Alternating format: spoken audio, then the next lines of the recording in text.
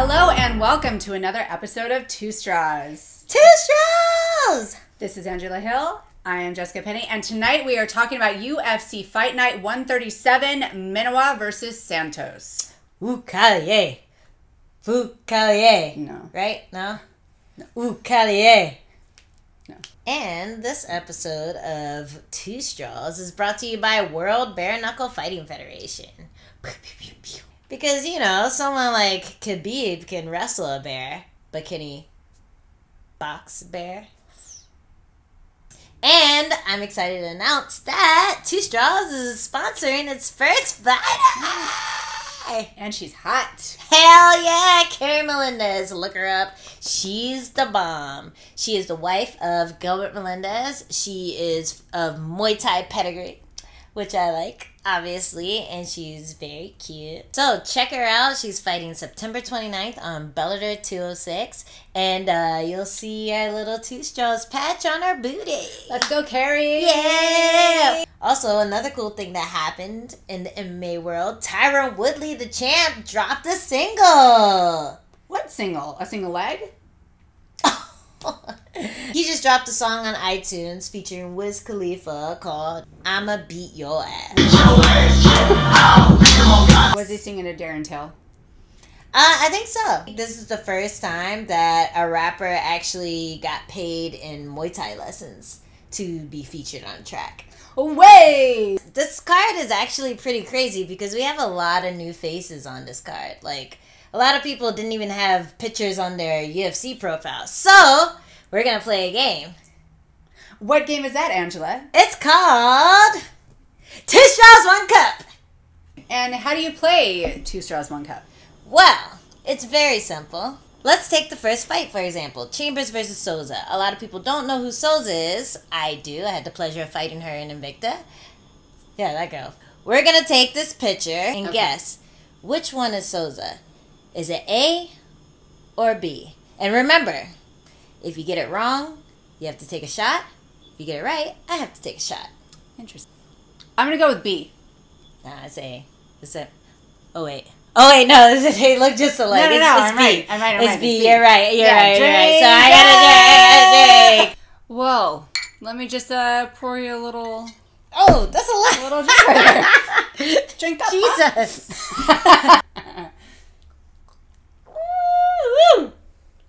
Woo! Cachaça. The drink of Brazil. Which one is Andre Yule? Picture A or picture B? Very similar, but I'm going to say A. And the answer is B! Oh, no! Just a little bit. Just there you Brazil. A or B? I'm going to say B. And the answer is B! Thank God. Wait, is that Jillian Budd on the other? Answer first. Here, let me pour that for you. No. It's growing on me. Which one is Augusto Sakai? Well, Augusto automatically makes me think of Willy Wonka and the Chocolate Factory. It was coming back up. It reminds me of Augustus Gloop from Willy Wonka and the Chocolate Factory, and he was a little pudge ball, so I'm going to say B, the pudge ball. Oh, rude. And the answer is the pudge ball! Damn you! Oh man, I'm gonna be fucked up. What? I'm going to say A. What looks like it was taken in front of a fucking movie No, remember theater. when we were in high school and Yeah. buddy pictures? Remember that? I had brown lip liner when I took those pictures. Yep. All right, which one is Silva? And the answer is A! I'm so good at picking We're them. firing the PA that put together He's those a college student. What do you photo expect from him? amalgamations. They're obvious answers. Oh, All right, let's move Boa on. noite. I'm drinking a traditional Brazilian drink right now. God, caipirinha. And, you know, before I was a fighter, it's so funny. Like, the only thing I knew about Brazil was caipirinhas and butt lifts. Now that I'm a fighter, it's, like, totally different. Oh, what is it now? Bomba. First up on the card, we have Alex Chambers versus Olivia Renato. Oh, fuck Olivia? me. Olivia? Call her Olivia. Why you called her Olivia if that ain't her name? She has eyes like an old lady, like she done been here before. Yeah. Thank you. First up on the card, we have Chambers versus Souza. Yeah, this is going to be a fun one. So, a lot of people don't know, but I fought Souza to get my Invicta title. So she's a very tough girl. She's, you know, she's going to be a tough test for Chambers. If you guys don't know, Alex Chambers was my bunkmate for the Ultimate Fighter Season 20, so of course I'm rooting for her. Yeah, I mean, it doesn't take a rocket scientist to figure that out. I mean, we went through like a really difficult time, like 7.5 weeks together, like supporting each other every single day, so. Were you in like some kind of shuttle or something? You're being pulled towards the sun, like pretty much. That's how deep our friendship is. Deep space. Chambers has had a little bit of trouble stringing together more than a couple wins in the UFC, but a lot of times she's fighting people who are a lot bigger than her. So this is an interesting fight because Livia is one of the smaller straw weights.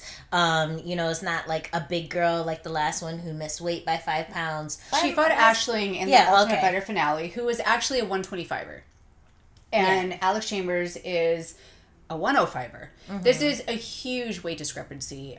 In the UFC, the 115 division is basically like that division where everybody is just kind of diving into. People are cutting down from 135, 125. They're natural 115ers, or they're coming up from 105 pounds. So there's a lot of kind of mismatches in the strawweight division. Yeah, so this is going to be a good one for Chambers because she's not really going to have that size deficiency because Souza is a lot smaller. Like, she could make 105 if she wanted to. Another fight in the strawweight division, we have Randa Marcos versus Marina Rodriguez. Yeah, we don't really know anything about Rodriguez coming into the UFC, but we do know Randa Marcos, a.k.a. Quiet Storm. Rena Marcos was also a castmate on our season of The Ultimate Fighter. I actually fought her in the Ultimate Fighter finale. Oh, your girl crush also? No, can't say that it is.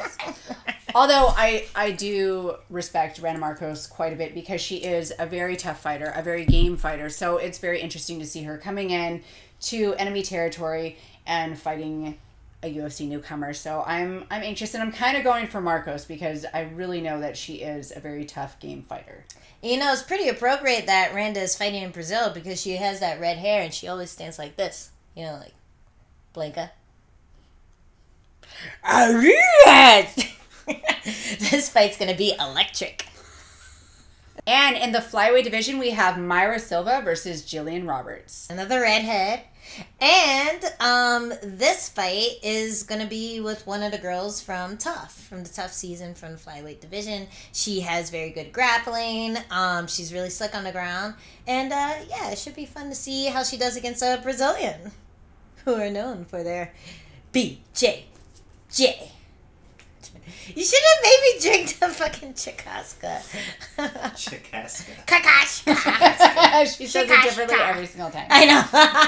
Every single time. So again, we have a relatively unknown fighter coming in, and Jillian Roberts is going into enemy territory, fighting a Brazilian on the Brazilian turf. So it'll be interesting to see. Hopefully she'll just stick to what she does well, which is the ground, and overcome any adversity that comes to her. It's going to be like really crazy just with all these kind of unknowns coming in, all these unknown talents. They have like, you know, good records, most of them, but you never know who they were fighting outside of the UFC. So lots of question marks in this card. Definitely, and you can't deny the energy, the atmosphere that going into enemy territory has. You just have all of this craziness going in there, and it can definitely mess with you mentally and physically and emotionally. So definitely I say the Brazilians kind of have the upper hand, even though we don't necessarily know what they have to offer. Yeah, Jess, that is really interesting. So we'll see if Brazil is able to get a clean sweep with all this unknown talent. But you know, it's Brazil, so not everything's clean.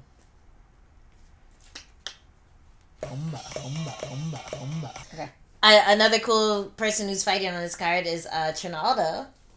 He pulls at my heartstrings. Okay, so the first time this guy fought in the UFC, after he won, he got up on the mic and said that he had never had a birthday, and with his winnings, he is going to give all of the guys, all of the kids in the favela a birthday party because he's never had a birthday, and he actually fought like on his birthday. On his birthday. Yeah. And I'm not kidding you, I got teary-eyed. Like, yeah, seriously. So every time this guy fights, I always root for him no matter what. Yay! Let's go, Ronaldo. And one of the fights that is a notable mention is smiling Sam Alvey. Yes, always smiling. He often has like a little shaved thing of a smile in the back of his head. And we have Rogerio Little Nog Nogueira, who is one of the more seasoned fighters. Put very nicely. Yeah, he's extra crispy. Somebody's going to get knocked out in this one. Alvey, like, he looks like he should be in a lower weight class, but this guy has, like, hands of stone, and he slings them and swings them, and he ends up knocking people out and then smiles. Yeah. And he always has his wife and his children in his corner. Yep, and he also has the double level mouth guard, so you get to watch him chew like a cow right before he boom knocks him out. So yeah, I love watching Alvey fight. I think it like nothing about him makes sense. Like you shouldn't be able to knock people out that way, but it works. So it's kind of cool to watch. But you know, it's always scary seeing a knockout artist versus a veteran that you grew up kind of watching, because you're just like you kind of wish it wasn't happening. But, you know, we're going to watch anyway because we're horrible people. He's getting paid. Yes. So it's okay. Whew, it's hot in here. Oh my God. Sound like a Brazilian taking a piss test. No. And in our main event, we have Jimmy Manawa versus Thiago Santos. And just a side note, we have to kind of like let everybody know that Jimmy Manawa has like these adorable dogs. He has a Doberman Pinscher and an Italian Greyhound, and they have their own IG page, which I do follow, at Uzi_and_Mac. Do you get notifications when he posts new Uzi and Mac? Yeah, I do. Pictures? Yeah, I do. They're adorable. Yeah, so how do you think that his relationship with his dogs is going to affect him in this fight? Well, you know, dogs are Manawa's best friend. They've probably been, like, running with him early mornings, doing his wake-up with him, eating coffee with him. I mean, a good dog would. A good dog would. A good dog would. And he has 2 good dogs. Yeah. You have to wonder if he's going to bring them to his open workout and work out with them. Because if you don't have a good dog trainer, then how can you possibly be a good fighter? Definitely. Now that you mention it, I'm wondering if Santos has like any equivalent to Manawa's dogs. I mean, if he was properly prepared, he would. I mean, he's gonna need an answer for that. So hopefully he like has a new puppy, or you know, something like maybe a few cats that he can like post about and show that he's at the same level as Manawa. Okay, hold on, I got him. 97.1K. No dogs. I mean, he has really nice abs. No dogs, he's going to lose. This doesn't look good for Santos. No. So, you know, anything can happen in an MMA fight. You know, every dog has his day. But every good dog has an Instagram. Oh! And I follow all of them. You know how Santos has that hammer on his chest? Yeah.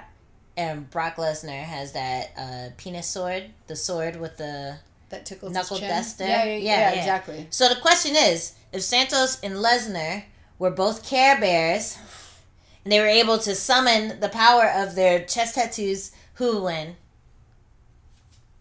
Brock. Santos with his hammer. Brock's sword is longer. That's what she said. Thank you once again for joining us. This has been another episode of Two Straws. Two Straws! This is Angela Hill. I'm Jessica Penne. And don't forget to tune in to UFC Fight Night 137, Sao Paulo, Brazil, September 22nd. Tua! Vai morrer. Vai morrer. Vai morrer.